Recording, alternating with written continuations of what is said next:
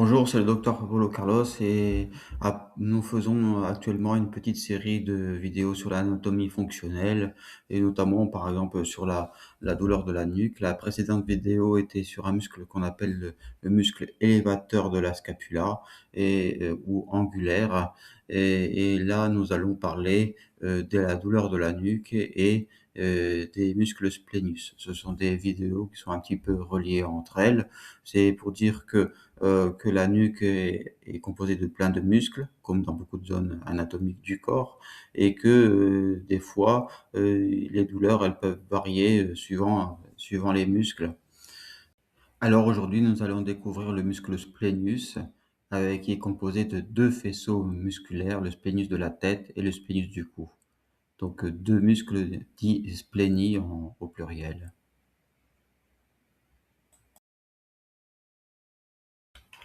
Alors, pour aujourd'hui sur, les muscles splenius, puisqu'il y en aura 2, le splenius capitis, le splenius de la tête et le splenius du cou. Parce qu'en fait, ce sont 2 muscles qui sont, plus ou moins regroupés ensemble et qui peuvent donner des douleurs, au niveau de la nuque, mais aussi, au niveau de la tête. Donc, cette vidéo fait suite, à celle de la vidéo sur le muscle élévateur de la scapula, sur les douleurs de nuque en rapport avec l'élévateur de la scapula et donc là, par rapport aux muscles splénis, à ces 2 muscles de splenius de la tête et du cou, nous avons à peu près les mêmes symptômes que l'élévateur de la scapula, mais il peut y avoir en plus d'autres douleurs, projetées supplémentaires au niveau, du regard et du sommet de la tête.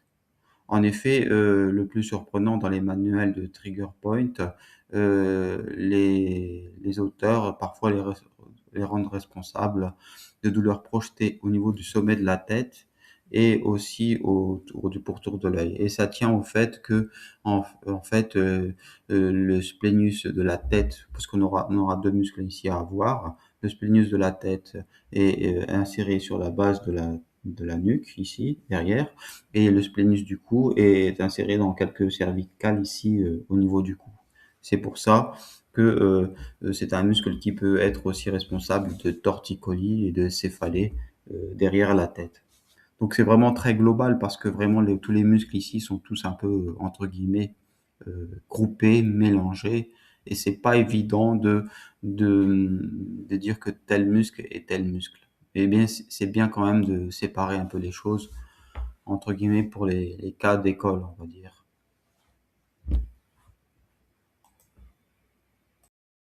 Alors nous allons préciser pourquoi ces douleurs, projetées, loin de ces muscles, c'est-à-dire au niveau de la, mmh, de de l'œil et de la tête. Eh bien, comme je l'ai dit tout à l'heure, c'est parce que il y a différentes insertions au niveau de la nuque et aussi pour des raisons, de connexion nerveuse.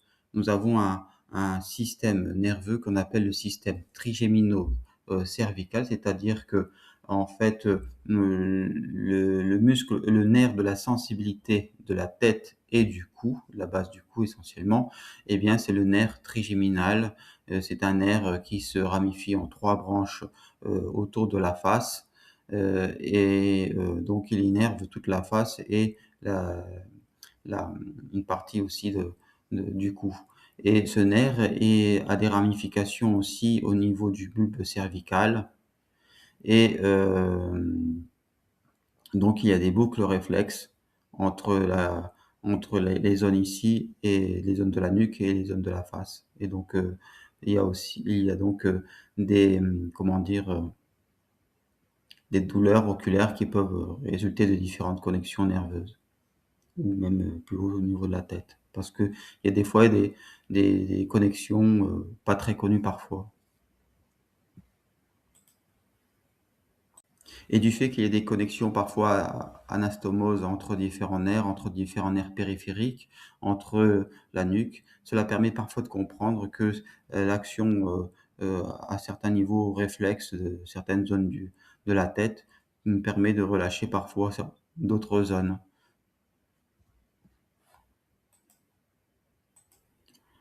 Alors, bah, il est facile de comprendre aussi que quand on est très contracté au niveau de la nuque, eh bien, ça rétracte un petit peu tous les muscles autour et ça peut comprimer aussi les nerfs et avoir des tensions très, très fortes, mais ça n'aide pas, à ce que l'information nerveuse passe facilement et cela produit des douleurs. Donc là, nous nous focalisons sur ce qu'on appelle les muscles du splenius. Le muscle splenius, que c'est notre sujet, eh bien, est composé de 2 muscles. Le muscle splenius de la tête et le muscle splenius du cou. Voici donc un petit schéma général. Ensuite, je vais proposer mes propres schémas. C'est pas forcément des schémas anatomiques stricts, mais c'est pour comprendre. Donc on voit bien qu'ils sont importants pour l'extension, la rotation et l'inclinaison latérale du cou et de la tête. Ils sont situés sous le trapèze comme le muscle angulaire de l'omoplate ou muscle élévateur de l'omoplate que nous avions vu dans une vidéo précédente. Alors pour repère anatomique, alors pour le muscle splenius, pour être simple, il est composé de 2 faisceaux, le muscle splenius de la tête et le muscle splenius du cou. Et pour essayer de se mémoriser ce muscle, j'ai pensé à 2 lettres, la lettre V et la lettre X pour les 2 faisceaux. Alors pourquoi j'ai pensé à ça? C'est pour faire un schéma ludique et simple et pour se remémoriser ce muscle. En fait, pour la lettre, V, eh bien, par exemple, pour le muscle, splenius de la tête, il est composé de 2 lambeaux musculaires qui forment un V derrière la nuque et il s'insère sur les vertèbres, C7 jusqu'à C3, de la base du cou jusqu'un petit peu au niveau du thorax, au milieu de l'épine et de ligament interépineux, c'est-à-dire le ligament qui est vraiment au milieu des vertèbres. Puis il se fixe son V là, au niveau du V, il se fixe derrière la nuque. Et pour préciser la chose, il s'insère sur ce qu'on appelle la mastoïde, la petite bosse qui est derrière l'oreille, et il se prolonge un petit peu sur la ligne nucale supérieure. Donc sur la ligne nucale supérieure, c'est ça que je voulais dire. Et pour la lettre V aussi, on va penser aussi pour ce muscle euh, au vertex, ici au sommet de la tête, notamment pour les vertèbres, les douleurs projetées. Donc pensez au V pour la forme anatomique, on va dire, des 2 muscles qui partent des vertèbres cervicales à la mastoïde et à la nuque, plus ou moins à la base de la nuque. Et pensez au V pour vertex, douleur projetée, pour son côté douloureux. Et pour la lettre X, comme je parlais de la lettre X, eh bien, il croise sous la forme d'un X un muscle qu'on appelle ici le sternocléidomastoïdien. Et ce croisement musculaire implique différentes actions. Il est synergique lors de la flexion avec le sternocléidomastoïdien et il est antagoniste avec le muscle sternocléidomastoïdien lors de la rotation, c'est-à-dire lors de la rotation de la tête. Donc du fait du croisement de ce X, en fait. Donc il est synergique avec en flexion et en rotation, eh bien, il n'a plus la même synergie puisqu'il ne s'insère pas forcément pareil, parce qu'il y a un croisement X.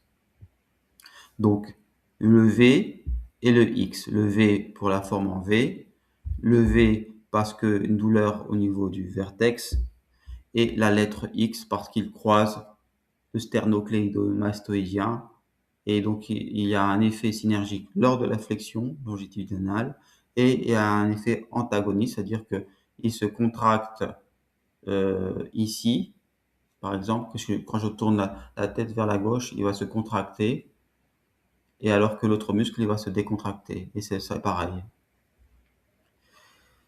Donc ça, c'était pour le premier faisceau du muscle splenius.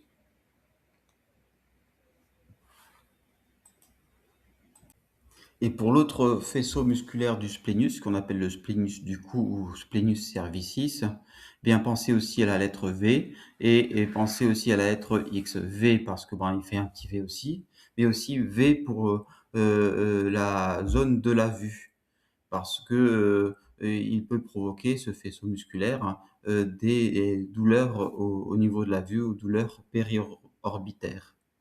Donc, la lettre V pour le splénus, la partie du muscle splénus de la tête, parce que vertex, il peut donner des douleurs au niveau de la tête.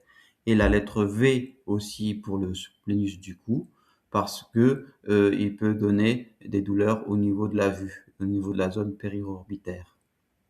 Et je mets aussi la lettre X parce qu'elle croise le splénus de la tête que nous avons vu juste précédemment. C'est-à-dire que ces deux lambeaux musculaires, il y a le V du splénus de la tête, et puis juste au-dessus, il y a le splénus du cou qui va croiser aussi en X le splénus de la tête. C'est pour ça que je parle aussi de la lettre X pour le splénus du cou. Alors c'est vraiment pas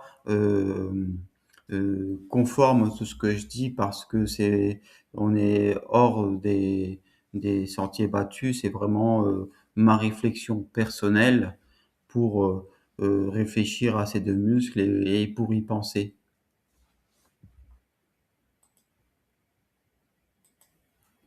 Vous ne trouverez nulle part euh,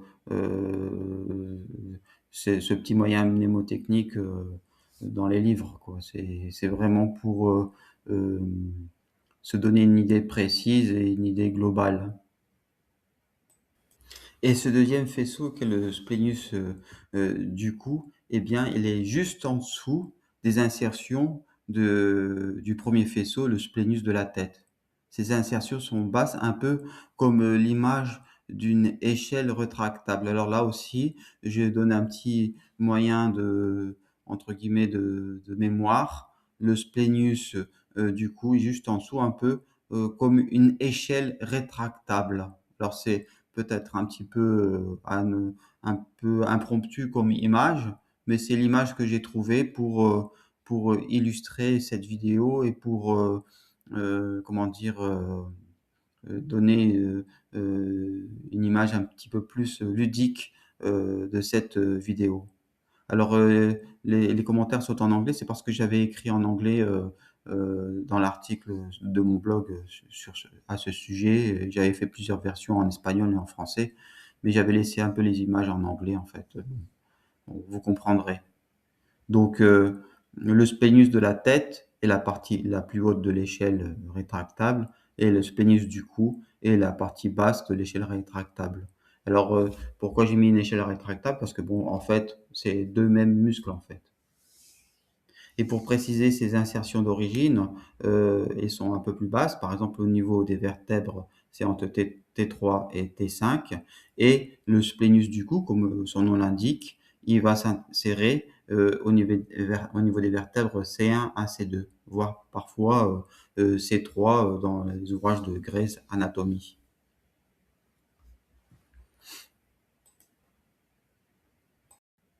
Alors, je vais résumer en quelques phrases ce muscle. Le muscle splenius est composé de deux faisceaux, le muscle splenius de la tête et le muscle splenius du cou. Je vous ai proposé deux lettres pour les moyens mnémotechniques de ce muscle. La lettre V parce que les faisceaux musculaires sont en V derrière la nuque, et la lettre X parce que en fait le splenius de la tête va croiser ici le sternocléidomastoïdien, c'est le muscle qu'on voit ici, qu'on voit bien. Et le splénus du cou, lui, comme il est juste au-dessus du splénus de la tête, le faisceau, et ben, il va croiser aussi le splénus de la tête par au-dessus. Donc c'est pour ça qu'il y a un X. Et la lettre V, tout simplement parce que V pour vertex, pour le muscle le faisceau du de la tête du muscle splenius, et la lettre V aussi pour, le muscle splenius du cou, parce qu'en fait, il va avoir des douleurs projetées au niveau de la vue, au niveau de la zone, péri-orbitaire. Et comme les 2 muscles se chevauchent plus ou moins, j'ai donné aussi l'idée d'une échelle rétractable, hein.